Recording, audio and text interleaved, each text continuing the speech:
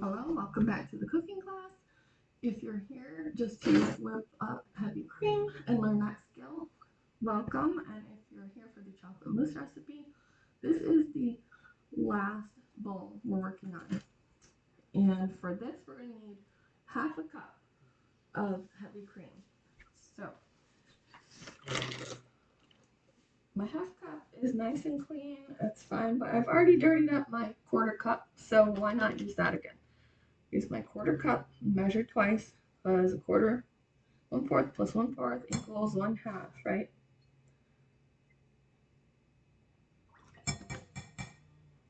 There we go.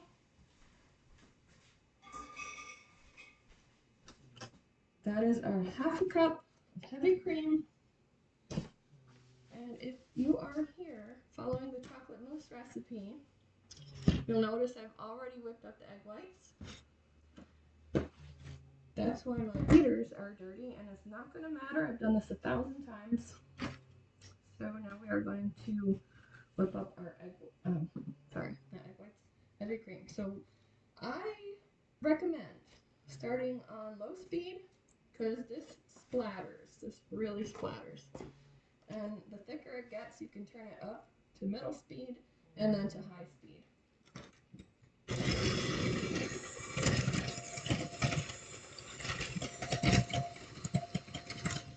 If you are not following a recipe, you can always add a little pinch of cream of tartar, which is a stabilizer, if you want to help this whipped cream stay nice and whipped. And if you're just making whipped cream, just to make whipped cream and put it on something, you can add a little bit of powdered sugar and a little bit of vanilla, and it tastes perfect as whipped cream topping.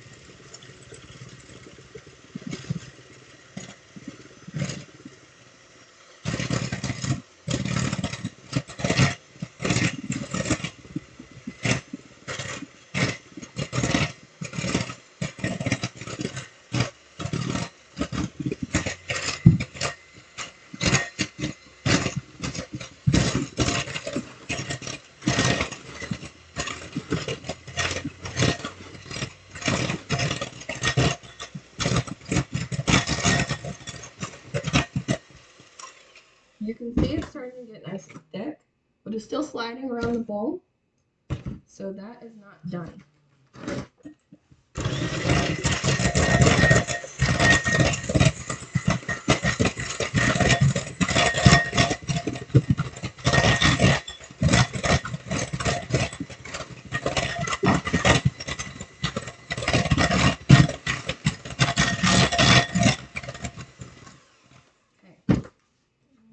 Quite thick now. It started seizing up quite a bit, and it's not moving at all. It's sticking to the side of the bowl.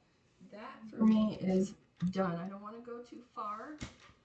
The farther you go past this stage, the more you're going to see the liquid start to separate out from the fat, and then you end up with chunks of butter floating in buttermilk.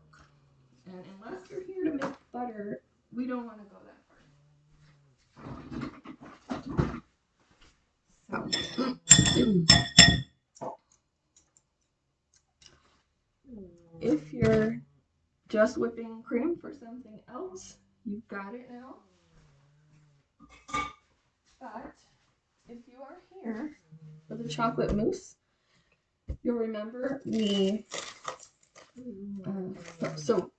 you're done, that's your whipped cream for something else, you can stop the video now. But if you're here for the chocolate mousse, what we're going to do is, if this chocolate mixture the chocolate with the eggs and everything, the combination of both large bowls.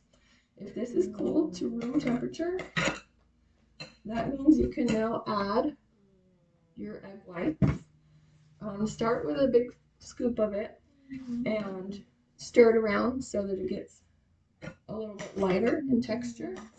I'm not going to do it this second because my mixture is not room temperature yet. It's still a little too warm. And if you do this while it's still warm, you're going to flatten all of that nice fluffiness, all that air you've incorporated into the egg whites and into the cream. So start with a nice big scoop, stir it in, and then pour the rest in and do that folding motion that I showed you earlier. So scoop underneath and fold over. Turn the bowl, scoop underneath and fold over. Sometimes I'll have to kind of cut through the center and fold underneath as well. So we're basically just trying to get things to mix together without squashing all the air out, because we want this mousse to be nice and fluffy.